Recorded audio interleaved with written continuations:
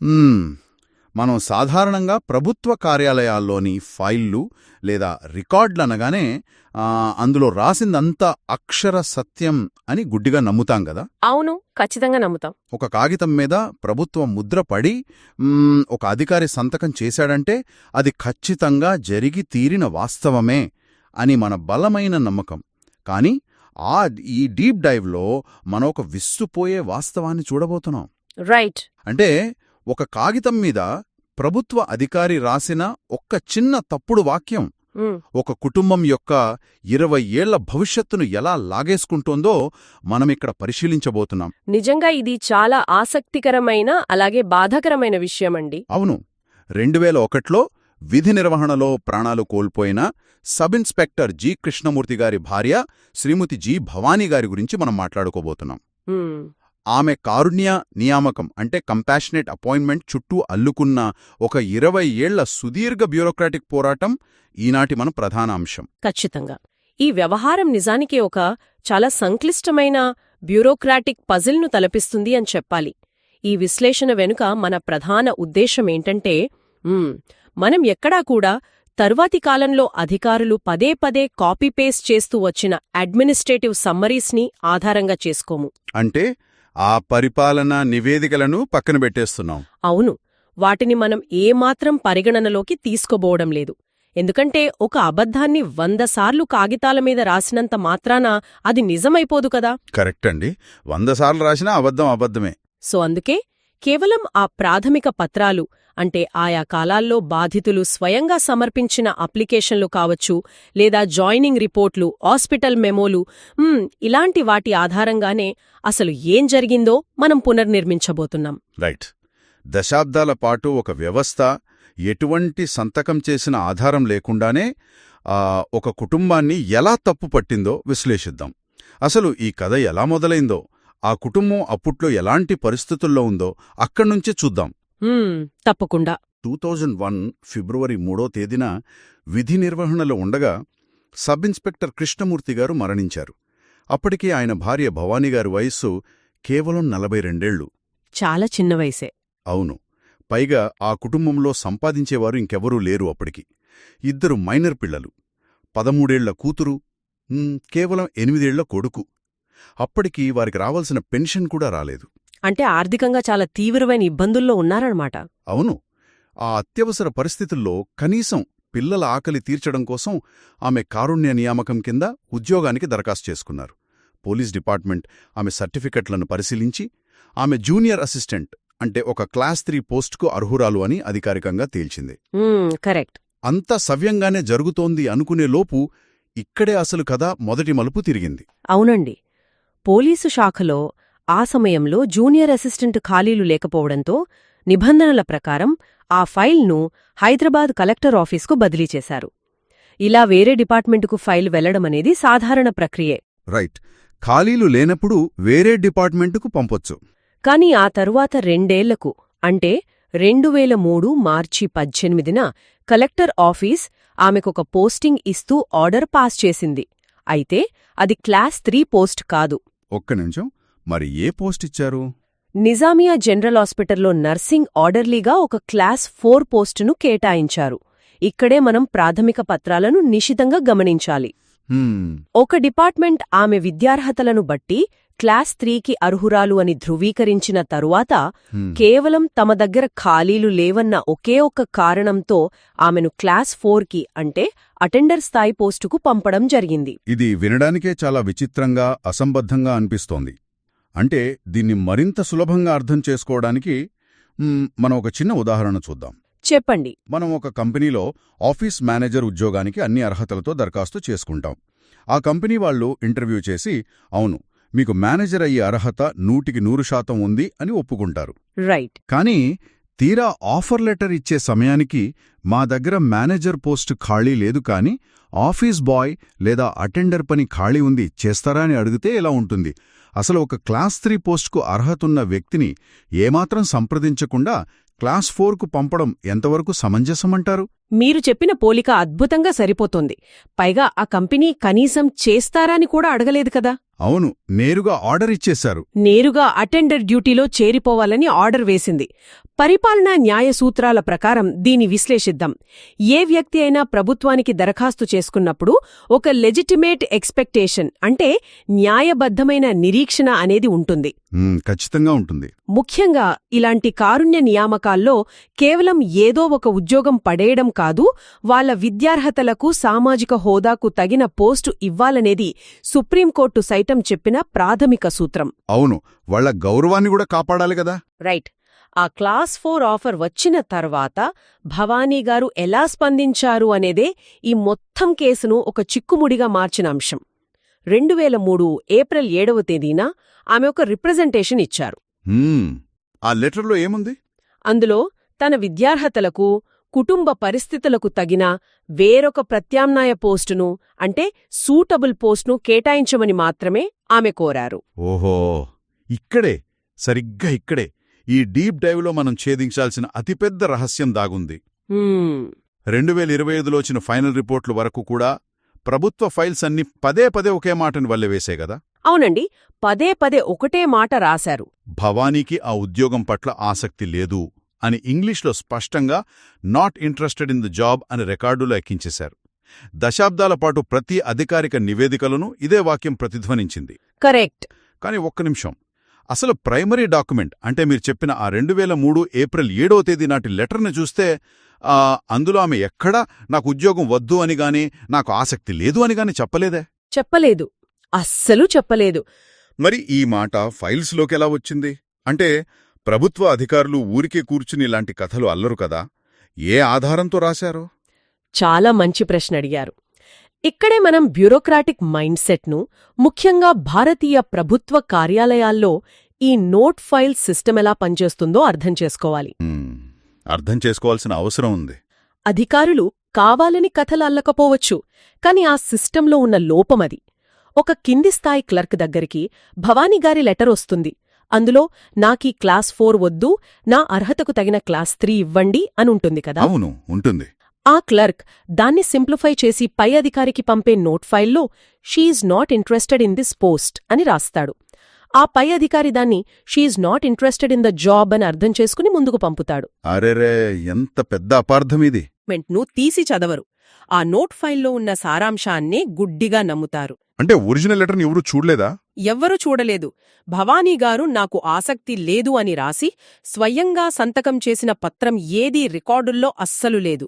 ఒక సంతకం చేసిన డాక్యుమెంట్ లేకుండా ఒక వ్యక్తికి ఆసక్తి లేదని ఎలా నిర్ధారిస్తారు చెప్పండి? అవును కదా, ఒక సంతకం కూడా లేదు. స్వయంగా వెళ్లి అప్లికేషన్లిస్తున్న వ్యక్తికి ఆసక్తి లేదని నిర్ధారించడమనేది పూర్తిగా వాస్తవ విరుద్ధమండి. వావ్, అంటే ఒక ప్రాథమిక ఆధారాన్ని చూడకుండా ఆ ముందు అధికారి రాసిన ఒక చిన్న తప్పు సారాంశాన్ని గుడ్డిగా నమ్మడం వల్ల ఈ అబద్ధం పుట్టిందన్నమాట. సరే, ఆసక్తి లేదు అన్నది అబద్ధమని ఆధారాలతో సహా తేలిపోయింది. అవును, ప్రైమరీ డాక్యుమెంట్స్ ద్వారా అది స్పష్టంగా తేలింది. మే 13న అపాయింట్మెంట్ ఆర్డర్ ఇచ్చామని, అందులో 30 రోజుల్లో చేరకపోతే ఆర్డర్ ఆటోమేటిక్గా క్యాన్సిల్ అవుతుందని నిబంధన ఉందని అధికారులు చెబుతున్నారు. ఇది టెక్నికల్గా కరెక్టే కదా.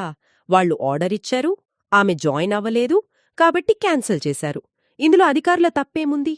పైకి చూడటానికి మీరు చెప్పిన లాజిక్ చాలా కరెక్ట్గానే అనిపిస్తోంది. కానీ ఇక్కడే అధికారుల వాదనకు, వాస్తవ ప్రవర్తనకు మధ్య ఉన్న భారీ వైరుధ్యాన్ని మనం పట్టుకోవాలి. వాస్తవంగా ఏం జరిగిందో తెలుసుకోవాలి. రికార్డులో దాగి ఉన్న ఒక అత్యంత కీలకమైన ప్రాథమిక పత్రాన్ని మనం బయటకు తీద్దాం ఇప్పుడు. 2004 ఆగస్టు 20వ తేదీన భవానీగారు స్వయంగా నిజామియా ఆస్పత్రికి వెళ్లి డ్యూటీలో చేరడానికి ఒక జాయినింగ్ రిపోర్ట్తో సిద్ధపడ్డారు. వెయిట్ ఒక్క నిమిషం. 2003 మే నెలలో ఆర్డర్ వస్తే ఆవిడ 2004 ఆగస్టులో వెళ్లడమేంటి? రూల్ ప్రకారం ఆ 30 రోజులే కదా టైం ఉండేది. అంటే ఆవిడ నిజంగానే ఆలస్యం చేసినట్లే కదా. ఇక్కడే అసలు లింక్ ఉంది.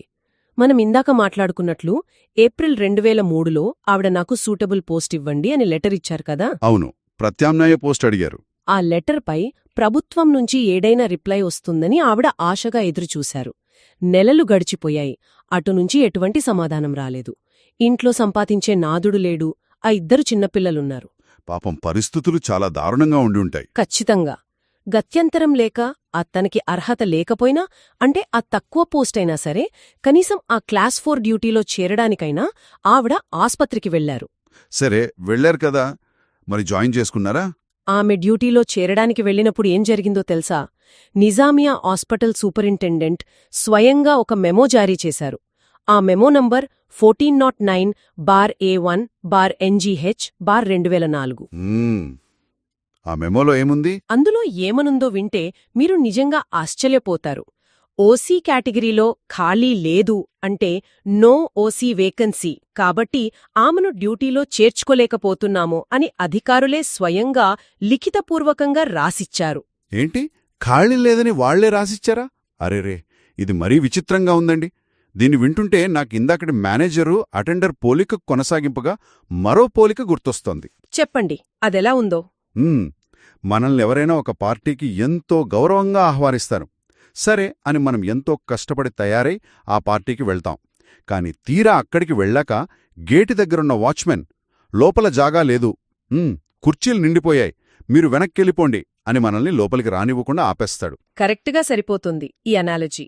ఆ తర్వాత కొన్ని రోజులకి ఆ పార్టీ ఇచ్చిన వాళ్లే మన దగ్గరకొచ్చి నువ్వు పార్టీకి ఎందుకు రాలేదు అని మనల్ని నిందించినట్లుగా ఉంది ఈ వ్యవహారం మొత్తం. అవును, అచ్చం అలాగే ఉంది. అధికారులేమో ఖాళీ లేదని డ్యూటీలో చేరనివ్వకుండా ఆపేసి ఆ తర్వాత ప్రభుత్వ రికార్డులలో నువ్వు జాయిన్ అవ్వలేదు కాబట్టి నీ అపాయింట్మెంట్ క్యాన్సిల్ చేస్తున్నాం అని రాయడం ఎంత దారుణమండి. మీ పోలిక 100% ఇక్కడి పరిస్థితికి సరిపోతుంది. పైగా ఆ పార్టీ వాచ్మెన్ మిమ్మల్ని గెంటేయడమే కాకుండా తన రిజిస్టర్లో వీళ్లకి పార్టీకి రావటం ఇష్టం లేదు, అందుకే రాలేదు అని తప్పుగా రాసుకున్నాడు. అవును, ఆ నోట్ ఫైల్ లాగా అన్నమాట. ఆ రిజిస్టర్ చూసి ఆ పార్టీ ఓనర్ ఇంకో 20 ఏళ్లపాటు మిమ్మల్ని నిందించినట్లుంది ఈ పరిస్థితి. చట్టపరంగా దీన్ని చూస్తే నాన్ జాయినింగ్ అనేది ఆమె స్వచ్ఛందంగా తీసుకున్న నిర్ణయం కానే కాదు. ఎట్టి పరిస్థితుల్లోనూ కాదు, వాళ్లే చేర్చుకోలేదు. ఆమె వైపు నుండి ఎటువంటి నిర్లక్ష్యం లేదు. అది ముమ్మాటికి పరిపాలనాపరమైన ఆటంకాల వల్లే జరిగింది అని చెప్పాలి. ఖాళీ లేకపోవడం అనేది ప్రభుత్వ వ్యవస్థ వైఫల్యం. దానికి బాధితురాల్ని ఎలా బాధ్యురాల్ని చేస్తారు? అసలు చేయకూడదు, అది న్యాయమనిపించుకోదు. ఆమె చేరడానికి సిద్ధంగా ఉన్నరని ఆసుపత్రి మెమోనే స్పష్టంగా చెప్తున్నప్పుడు ఆ ఉద్దేశపూర్వకంగా చేరలేదు, ఫెయిల్యూర్ టు జాయిన్ అంటూ 2005 అక్టోబర్ 17న ఆ అపాయింట్మెంట్ని రద్దు చేయడం పూర్తిగా సహజన్యాయ సూత్రాలకు విరుద్ధమండి. అబ్బా, ఆ డాక్యుమెంట్స్ వెనుకున్న కథ చూస్తుంటేనే చాలా బాధగా అనిపిస్తుంది. సరే, 2005 అక్టోబర్లో ఆ ఆర్డర్ను క్యాన్సిల్ చేసేశారు. ఆ తర్వాత ఆ కుటుంబం ఆశలు వదులుకుందా? అంటే కథ ముగిసిపోయింది అక్కడతో? లేదండి, ఇక్కడే అసలైన బ్యూరోక్రాటిక్ లూప్ మొదలైంది. ఆ క్యాన్సిల్ చేసిన సమయంలోనే అధికారులకు ఒక విషయం అర్థమైంది. భవానీగారి విద్యార్హతలు మెరుగుపడుతున్నాయని. ఆమె BA చదువుతున్నారని గమనించారు. ఓహో, అంటే మళ్ళీ అవకాశం వచ్చిందనమాట. అవును, దాంతో జూనియర్ అసిస్టెంట్ పోస్ట్ కోసం ఏకంగా ఒక కొత్త ఫైల్ ఓపెన్ చేశారు. దాని నంబర్ A4/6169/2004. ఇది చాలా ఆశాజనకమైన పరిణామం అని అంతా అనుకున్నారా సమయంలో. మే 2006లో ఆమె ఆ డిగ్రీ పట్ట కూడా సాధించారు. అద్భుతం. వాళ్లు అడిగిన సర్టిఫికెట్లు, స్థానికత సర్టిఫికెట్లు అంటే నేటివిటీ సర్టిఫికెట్స్ అన్నీ సమర్పించేశారు. అమ్మయ్య, అంటే ఎట్టకేలకు ఆవిడికి ఆ జూనియర్ అసిస్టెంట్ ఉద్యోగం ఇచ్చేశారన్నమాట. పోనీలే, ఈ కథకి కనీసం ఇక్కడైనా ఒక సుఖాంతం ఉందన్నమాట. ఉంటే బాగుండేదండి, కాని లేదు. అక్కడే అసలైన కాళయాపన దాగి ఉంది. 2007 వరకు ఆ ఫైల్ ప్రాసెసింగ్లోనే ఉన్నట్లు రికార్డులు చెబుతున్నాయి. కాని ఆ తర్వాత అధికారులు ఎటువంటి తుది నిర్ణయం అంటే ఫైనల్ ఆర్డర్ తీసుకోలేదు. ఏంటి, తుది నిర్ణయం తీసుకోలేదా? మళ్ళీ ఏమైంది? ఫైల్ను అలానే దశాబ్దాలపాటు పెండింగ్లో పెట్టేశారు. దీన్ని చట్టపరిభాషలో కంటిన్యూయింగ్ అడ్మినిస్ట్రేటివ్ ఇనాక్షన్ అంటారు. అంటే వ్యవస్థ కావాలనే లేదా నిర్లక్ష్యంగానో ఒక ఫైల్పై అవును అనిగాని కాదు అనిగాని ఏ నిర్ణయం తీసుకోకుండా అలా నాంచడమనమాట. ఇది చాలా ఘోరమండి. ఫైల్ క్లోజ్ చేయలేదు, అలాగని ఉద్యోగమూ ఇవ్వలేదు. ఇది ఎలా ఉందంటే ఒక వ్యక్తిని చీకటి గదిలో బంధించి తలుపు తీయకుండా అలా గాలికి వదిలేయడం లాంటిది. ఈ బ్యూరోక్రాటిక్ లూప్ అనేది నాకు నిజంగా అర్థం కాలేదు. అంటే అసలు ఒక ఫైలు గాలిలో అలా ఎలా వేలాడుతోంది ఇన్నేళ్లు? ఆ కుటుంబం ఒక ఆశతో అలా ఎదురుచూస్తూనే ఉండిపోయింది. ఇది భయంకరమైన మానసిక క్షోభ కదా. సరే ఇలా సంవత్సరాలు గడిచిపోయాయి. అవును, గడిచిపోయాయి. 2001లో తండ్రి చనిపోయే నాటికి 8 ఏళ్ల పిల్లాడుగా ఉన్న కొడుకు విష్ణు శర్మ 2017 నాటికి పెద్దవాడయ్యాడు. బీటెక్ పూర్తి చేసి తన తండ్రి స్థానంలో తనకు కారుణ్య నియామకం కింద ఉద్యోగం ఇవ్వమని అప్లికేషన్ పెట్టుకున్నాడు. అవును, అప్లికేషన్ పెట్టుకున్నాడు. ఇక్కడ నేను మళ్ళీ ఒకసారి సిస్టమ్ వైపు నుంచి మిమ్మల్ని ప్రశ్నిస్తాను. 2001లో జరిగిన ఘటనకు 2017లో వచ్చి అడిగితే ఎలా ఇస్తారు? ఇప్పుడు దాదాపు 20 ఏళ్లు గడిచిపోయాయి కదా. పిల్లాడికి 28 ఏళ్లు, వాళ్ళ అమ్మగారికి 58 ఏళ్లు వచ్చేశాయి. Right, logical question. నిబంధనల ప్రకారం ఇన్ని సంవత్సరాల తర్వాత ఫైల్ను ఓపెన్ చేయడం టెక్నికల్గా తప్పే కదా. న్యాయస్థానాలు కూడా కాలదోషం పట్టిన కేసులను, అంటే టైం బార్డ్ క్లెయిమ్స్ని ఒప్పుకోవు కదా. ప్రభుత్వ అధికారులు రిజెక్ట్ చేయడంలో న్యాయం ఉంది కదా అని అడుగుతున్నా. మీరడిగిన పాయింట్ చాలామందికొచ్చే సహజమైన సందేహమే. ప్రభుత్వ అధికారులు వాడే ప్రధాన వాదన కూడా ఇదే, సమయం మించిపోయింది కాబట్టి ఇప్పుడు ఇవ్వలేము అని. కానీ న్యాయపరంగా చూస్తే ఇది పూర్తిగా తప్పు. తప్పా? ఎలాగండి? ఎందుకంటే జాప్యం చేసింది అధికారులు, అప్లికెంట్ కాదు. 2006లో మొదలైన కొత్త ఫైల్ను ఏ నిర్ణయం తీసుకోకుండా మూలన పడేసింది ప్రభుత్వ కార్యాలయాలు కదా. ఆ డిలేకి, అంటే ఆ జాప్యానికి శిక్ష ఆ బాధిత కుటుంబం ఎందుకు అనుభవించాలి? నిజమే, వాళ్ల తప్పు లేదు కదా అందులో. 2017 నాటి ఈ కొడుకు అప్లికేషన్ను గమనిస్తే అధికారులు ఒక తెలివైన లేదా ఒక రకంగా కుట్రపూరితమైన పని చేశారు. కంటిన్యూ అవుతున్న పాత ఫైలుకు కొనసాగింపుగా దీన్ని చూడకుండా దీన్ని పూర్తిగా ఒక కొత్త అప్లికేషన్గా, అంటే ఫ్రెష్ క్లెయిమ్గా పరిగణించారు. ఓ, అంటే పాత ఫైల్కి లింక్ కట్ చేసేశారన్నమాట. అవును, అది ముమ్మాటికి తప్పు. 2001లో మొదలైన వాళ్ల క్లెయిమ్ ఎక్కడా చట్టబద్ధంగా ముగియలేదు. అంటే అది నాట్ లీగల్లీ క్లోజ్డ్ అన్నమాట. అధికారుల నిర్ణయం తీసుకున్నంతకాలం ఆ హక్కు బతికే ఉంటుంది. అంటే సిస్టమ్ క్లోజ్ చేసేదాకా వాళ్లకు ఆ హక్కు ఉంటుంది. అవును, సుప్రీంకోర్టు కూడా చాలా కేసుల్లో స్పష్టంగా చెప్పిందేంటంటే అధికారుల నిర్లక్ష్యం వల్ల జరిగిన జాప్యానికి ఆ బాధితులను ఎట్టి పరిస్థితుల్లోనూ బాధ్యులను చేయకూడదు అని.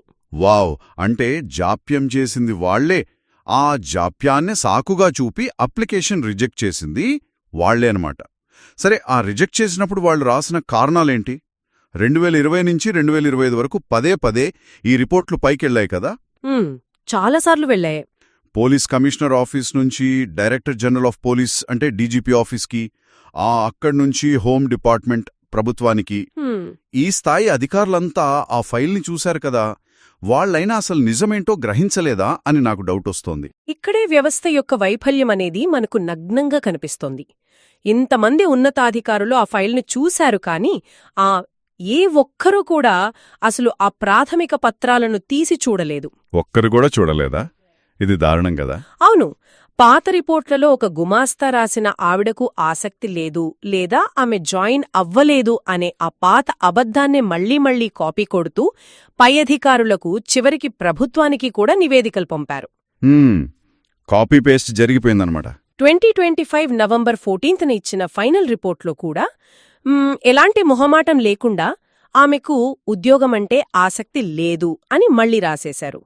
ఆవిడ సూటబుల్ పోస్ట్ అడిగిన 2003 ఏప్రిల్ లెటర్ గాని లేదా 2004 ఆగస్టులో నిజామీ ఆస్పత్రి వాళ్లు ఇచ్చిన ఆ నో వేకెన్సీ మెమో గాని వాళ్లలో ఏ ఒక్క అధికారి కంటికి కనిపించలేదు. అది చాలా కన్వీనియంట్గా మర్చిపోయారు.